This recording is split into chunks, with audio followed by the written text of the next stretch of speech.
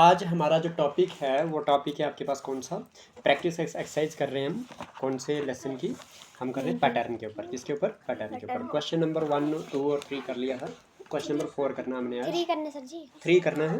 2, 3 का 3 बोलता है आइडेंटिफाई द पैटर्न, पैटर्न को पहचानिए और find the value of question mark. Question mark की आपने वैल्यू निकालनी है। इसमें आ रहा है बेटा ये सारा? हाँ ठीक है। देखिए अब यहाँ पे देखो जी, तो अगर आप देखोगे तो 6 मल्टीप्लाई बाई 6 प्लस 2 है, ठीक है। और क्या किया हुआ है यहाँ पे 14 और यहाँ पे 15 लिखा हुआ है, ठीक है। 8 मल्टीप्लाई बाई 8 प्लस 2 लिखा हुआ है, फिर इधर क्या लिखा हुआ है 18 और फिर लिखा हुआ 19, ठीक है। फिर क्या किया हुआ है, फिर लिखा हुआ है +2 और यहाँ पे क्या भरना आपने बोला है, तो इधर बोला हुआ है 12 और 13, ठीक है जी। आइए कैसे करेंगे, क्वेश्चन आपने देख लिया होगा, अब मैं बताता हूँ कैसे करने से, ठीक है। देखो ज़रा 6 6 36 36 प्लस 2 38 लेकिन ऐसा नहीं है, ये जो मल्टीप्लाई है इसको प्लस कर दो, ठीक है। तो 6 + 6 क्या होता है 12 + 2 क्या होता है 14 आ गया 14, इधर मतलब मल्टीप्लाई की जगह यहाँ पे प्लस हुआ है, तो 14 + 1 क्या हो गया 15।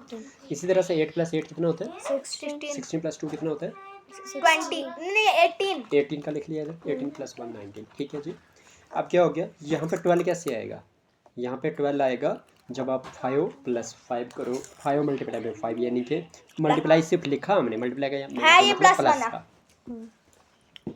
12 हाँ सर जी आप 12 इसको याद करके दे दो मुझे, सी पार्ट लिख के दे दो, यहीं तक दिया है जहाँ तक दिया। तो मैंने क्या कहा, मैंने कहा कि मुझे 12 चाहिए, तो +2 तो है ही, 2 है तो मतलब 12 में से 2 निकाल दो, कितना बच गया 12 में से 2 गया तो कितना बच गया 12 में से 2 10 माइनस 10 बचा 10 बच गया। तो 10 कैसे आता है 5 + 5 करके आता है ना, तो सेम नंबर चाहिए आपको, तो 5 मल्टीप्लाई 5 + 2 कर दोगे, यानी कि 5 मल्टीप्लाई की जगह यहाँ पे प्लस ही है, तो 5 + 5 हो गया 10 + 2 हो गया 12 आ गया, 12 12 के बाद सर जी अगर इधर यहाँ पे 5 इधर सर जी मल्टीप्लाई 14 आया तो हमें करना पड़ता 6 + 6 होता 12 सर जी हमने ये वाला और फिर से करना नहीं अब नहीं करना, बस समझ लें, ठीक है। कल क्लियर है। तो 5 मल्टीप्लाई 5 कौन सा पार्ट आ गया सी पार्ट, कोई डाउट तो नहीं है। चलो अभी क्वेश्चन नंबर 4 करते हैं। क्वेश्चन नंबर 4 करते हैं। क्वेश्चन नंबर 4 क्या कहता है, 4 कहता है कि if the sum of each row column and diagonals are equal then the value of A B C and D respectively is. बताइए, देखिए मतलब बोलता है कि रो क्या होता है आगे के लिए, कॉलम क्या होता है नीचे के लिए, डायगोनल क्या होता है कॉर्नर टू कॉर्नर लाइन होती है, तो इन सभी का जो सम करने हैं वो क्या है आपके पास है, वो इक्वल है, ठीक है। तो बताइए ए बी और सी और डी की वैल्यू। सर पहले हमें 7 11 और 15 को सम करना पड़ेगा। बताता हूँ, सबसे पहले बॉक्स बनाते हैं, बाहर से बना दिया। बॉक्स बनाने के साथ आपके पास क्या हो जाएगा, आपके पास ये दिख रहा है क्या, साफ दिख रहा है। बॉक्स बनाने के साथ क्या हो जाएगा, 2 लाइनें यहाँ पे मार दो, तो 2 कॉलम वाली लाइनें और 2 हॉरिजॉन्टल यानी कि रो वाली लाइनें, ठीक है जी। उसके बाद क्या कहता है, इधर लिखता है ए, इधर लिखता है बी, इधर लिखता है 8, यहाँ पे लिखता है 7, इधर 11, इधर 15, इधर 14, इधर को एक चीज़ देख रहे हैं हमें कैसे सम पता चलेगा कितना सम है। तो आपके पास यहाँ पे भी ए की वैल्यू निकालने के लिए यहाँ पे अगर ये कॉलम 1 है, ये कॉलम 2 है, तो कॉलम 2 में सब किसी की वैल्यू निकालने के लिए नहीं है, तो इट मीन्स यहाँ से हमें एक कॉलम 2 का सम मिल जाएगा। अजीफा मेरे पास आ गया ये C2 की वैल्यू, यहाँ तक क्लियर है, ठीक है। अगला कर लो, दूसरी कॉपी सारा हो गया। अब ट्यूशन का कर लो, ठीक है। चलो तो क्या हो जाएगा आपके पास, जब आपको देखा कि C1 जो है, C1 में A और B की वैल्यू निकालने के लिए, C2 की बात करते हो तो कुछ भी वैल्यू निकालने के लिए नहीं, तो मतलब आपको C2 का सम मिल गया। किस तरह, जब किसी रो में या किसी कॉलम में या किसी डायग्राम में कुछ भी निकालने के लिए नहीं है, तो वहाँ से आपको पता चल गया कि सम क्या है ना।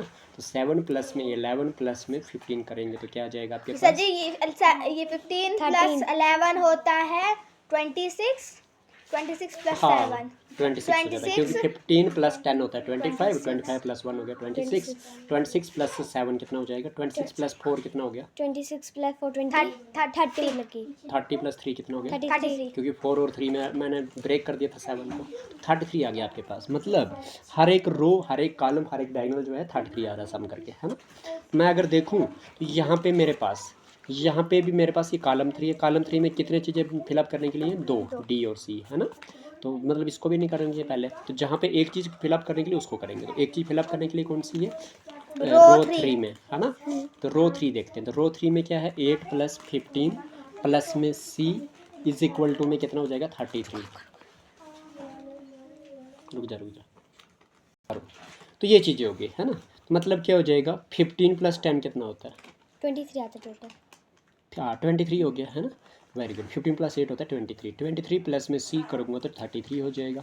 लेकिन मुझे क्या करना है सी की वैल्यू निकाल ले। तो सी इज इक्वल टू में कितना 33 प्लस का 23 माइनस का 23 बचेगा कितना 10 बचेगा। सीधी सी बात है ना। टॉप मतलब वो सी से पता चल गया आपको सी की वैल्यू मिल गई आपको है ना। आपको सी की वैल्यू मिल गई तो यहाँ से डी की निकाल सकते हो आप है ना। डी की निकाल सकते हो तो कैसे तो अब C3 जाओगे तो 14 + D + C इक्वल टू में 33 यही होगा। आपको पता है 14 तो ठीक है डी की वैल्यू आपके पास नहीं लेकिन सी की वैल्यू आपने निकाल दिया 10 है ना। 33 हो जाएगा। क्या आपके पास ये 14 + 10 24 हो जाएगा। 24 प्लस में डी इक्वल टू में कितना हो जाएगा 33 हो जाएगा। तो डी इक्वल टू में क्या हो जाएगा आपके पास 33 माइनस में 24। तो 33 में से 10 क्या कितना बचता है जी 33 में से 10 माइनस अच्छा 30 में से 9 है ना 23 बचता है लेकिन इधर कितना 24 है तो मतलब 11 माइनस कर दिया 9 माइनस किया है अच्छा क्योंकि 11 माइनस किया तो 23 से कम वैल्यू आती। 23 से ज़्यादा वैल्यू आई तो मतलब कम माइनस किया है। कितना किया है 9 किया। 13 में से 4 भी गया वो भी 9 ही होता है और 3 में से 2 गया 0 तो 9 आ गया डी की वैल्यू पता चल गया आपको। अब आपके पास डी की वैल्यू आपको मिल गई है तो क्या आप यहाँ से ए बी की वैल्यू निकाल सकते हो। हाँ रो 2 से है ना। रो 2 से करो तो रो 2 क्या है रो 2 है बी प्लस में 11 प्लस में डी किसके बराबर आना चाहिए 30। क्या ये मेरे पास बी की वैल्यू तो मुझे नहीं पता 11 पता है डी की वैल्यू मेरे पास 9 आती है इक्वल टू कितना हो गया 33। क्या ये 11 और 9 कितना होगा 20 प्लस बी इक्वल टू में कितना हो गया 33 तो बी इक्वल टू में कितना हो गया 33 माइनस में कितना आ गया 20 13 बचा बी की वैल्यू कितनी आ गई 13 है ना जी। तो बी की वैल्यू 13 आ गई। अगर मुझे बी की वैल्यू 13 मिल गई है तो क्या हम ए की वैल्यू निकाल सकता हूँ। हाँ निकाल सकता हूँ। ए की क्या ऐसे रो 1 से a + 7 + 14 है ना। अब ए की वैल्यू निकाल सकता हूँ मैं। चलिए 15 16 17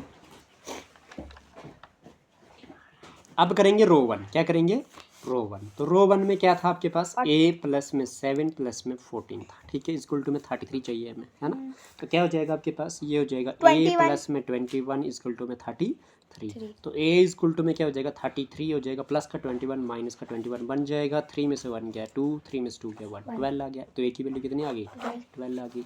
अब आपको मांगा क्या है मांगा पहले a की वैल्यू फिर क्या मांगी b फिर क्या c फिर क्या मांगा d। a की वैल्यू 12 है b की वैल्यू आपके पास क्या है बी की वैल्यू जो है आपके पास वो है 13 ठीक है जी ठीक है। उसके बाद आपके पास सी की आपके पास कितनी है 10 है डी की 9 डी के बाद 9 है। बताओ 12 13 10 9 कौन सा पार्ट आ गया ए पार्ट है देख लो 12 13 10 9 इधर क्या है 13 12 9 10 मतलब वैल्यू सभी में है लेकिन पहले किसकी वैल्यू चाहिए हमें ए की चाहिए। समझ आ रही है ये ध्यान देने वाली बात है यहाँ पे। क्वेश्चन नंबर 5 करते हैं बहुत ही मज़ेदार question. If the sum of each row column and diagonals are equal then the value of P Q R and S same question है ना। चलिए करते हैं क्या हो जाएगा आइए।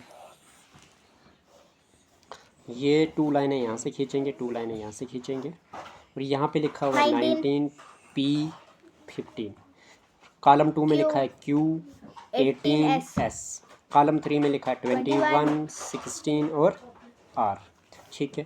अब मुझे बताइए कंप्लीट जैसा कहाँ पे है क्या रो 1 कंप्लीट है नहीं है रो 2 कंप्लीट है नहीं है रो 3 कंप्लीट है नहीं है कॉलम 1 कंप्लीट है नहीं है कॉलम 2 कंप्लीट है नहीं है कॉलम 3 कंप्लीट है नहीं है लेकिन डायगोनल कंप्लीट है।